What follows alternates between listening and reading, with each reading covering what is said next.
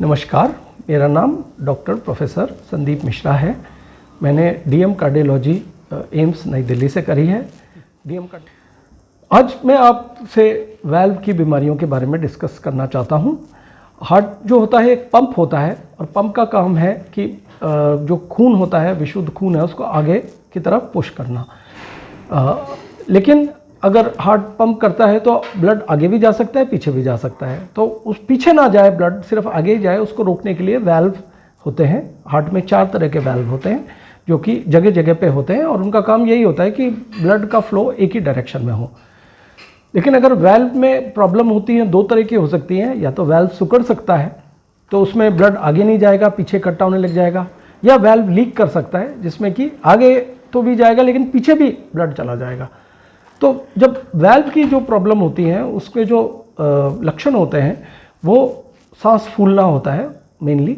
उसमें ये होता है कि शुरू में चलने पे सांस फूलता है और धीरे धीरे करके जो डिस्टेंस है चलने का वो कम होता चला जाता है और एक ऐसी स्थिति आ जाती है कि बैठे बैठे या लेटे लेटे भी सांस फूलने लगता है और अल्टीमेटली आदमी को बैठने में ज़्यादा आराम होता है लेटने के कंपैरिजन में, जब वो बहुत ज़्यादा स्टेज आगे बढ़ जाती है।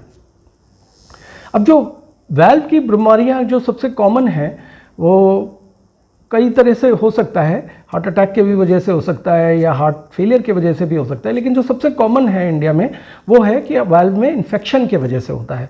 और इन्फेक्शन जो होता है वो बचपन में जब सोर थ्रोट होता है उसी का इन्फेक्शन निकल के वाल्व में, हार्ट के वाल्व में जा सकता है और वाल्व में ब्लॉकेज भी कर सकता है, नैरोइंग भी कर सकता है, सिकुड़ भी सकता है और लीकेज भी कर सकता है।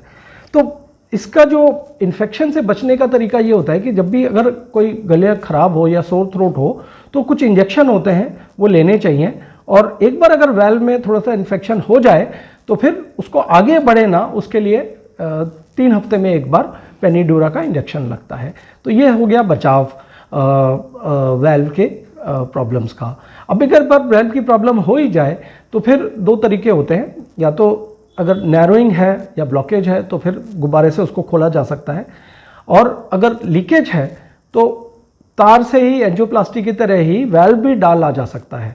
तो आजकल ये वाली भी टेक्निक आ गई है जिसमें कि बिना ऑपरेशन किए भी वाल्व को, नया वाल्व डाला जा सकता है। लेकिन अगर बीमारी ज़्यादा बढ़ जाए और तो फिर कभी कभी वाल्व की सर्जरी की भी ज़रूरत पड़ती है। स्पेशली अगर पैसे की कमी हो तो सर्जरी ही थोड़ी सस्ती पड़ती है, क्योंकि जो आर्टिफिशियल वाल्व डालना है एंजियोप्लास्टी की तरह वो अभी काफ़ी महंगा है। हो सकता है आगे चल के सस्ता हो जाए तो ये वाल्व भी डाला जा सकता है।